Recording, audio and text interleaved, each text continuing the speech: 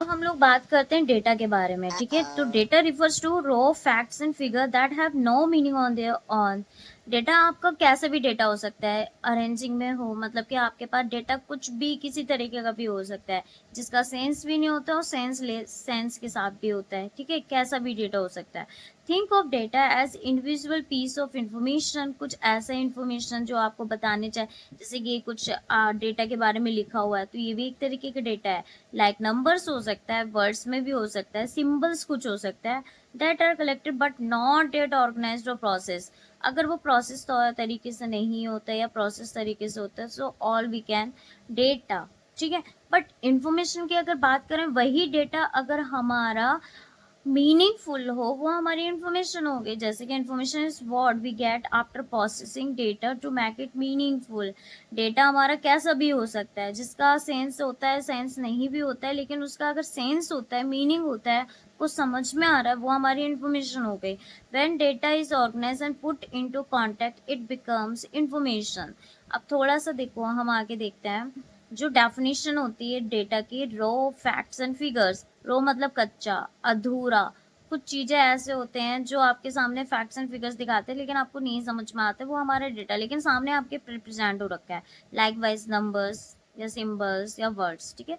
Information वही data जो हमारे मीनिंगफुल रहता है, वो हमारा इन्फॉर्मेशन हो गया। मीनिंगफुल मतलब उसका सेंस है, आपको समझ में आ रहा है पढ़ने में कि हाँ ये क्या लिखा हुआ है, that's called we can say information.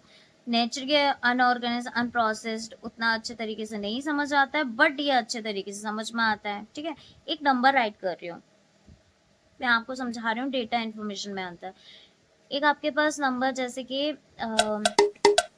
आपका हो गया है, मैं यहाँ पे कुछ सीरियल नंबर्स लिख रही हूँ, जैसे 2, यहाँ पे फिर 5, यहाँ 0। क्या ये सीरियल वाइज है? नहीं है, ठीक है। आपको समझ में भी नहीं आएगा कि किस बेसिस पे लिखा गया है। लेकिन अगर मैं ये लिखूं इस तरीके से, आपको ये समझ में हाँ ये नंबर्स मैम लिख रही हैं, ठीक है।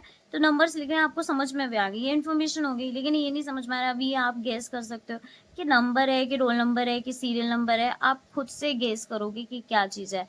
तो इस तरीके का ये डेटा होता है। अगर मैं यहाँ लिख दूँ रोल नंबर है ये किसी का, तो आपको समझ में आ जाएगा कि हाँ भाई ये रोल नंबर, तो ये इन्फॉर्मेशन हो गई। इस तरीके का डेटा जो आपको नहीं समझ में आता है, बट वो अनप्रोसेस्ड रहता है, अधूरा रहता है थोड़ा सा, ठीक है, उतना अच्छे से नहीं समझ में आता है। एग्जाम्पल 12-15 नहीं समझ में आ रहा है, लेकिन अगर यहाँ लिख दिया जाए 12-15 जो 20 है वो एज है किसी स्टूडेंट की, तो वो इन्फॉर्मेशन हो गई। ऐसे जैसे मैंने ऊपर समझा दिया कुछ। पर्पस क्या होता है कि बहुत सारी डेटा कलेक्ट होते चले जाते हैं, बट ये क्या होता है इन्फॉर्मेशन जो आपको डिसीजन या फिर आपको सोचने पे मजबूर कर दे कि हाँ ये कुछ नॉलेजेबल है। मीनिंग, नो इनहेरेंट मीनिंग, कोई मीनिंग नहीं होता है। आपके सामने कुछ चीज़ें ऐसी लिखी रहती है, ठीक है, जिसका नहीं समझ में आता है, बट यहाँ पे कुछ मीनिंग या यूजफुल होता है, वो इन्फॉर्मेशन हो गया। आई होप डेटा इन्फॉर्मेशन में समझ में आ गया होगा, नहीं क्लियर हुआ होगा, इस वीडियो को पॉज करके दोबारा पढ़ना है, फिर आगे हम लोग टाइप्स ऑफ डेटा पढ़ेंगे। Bye bye.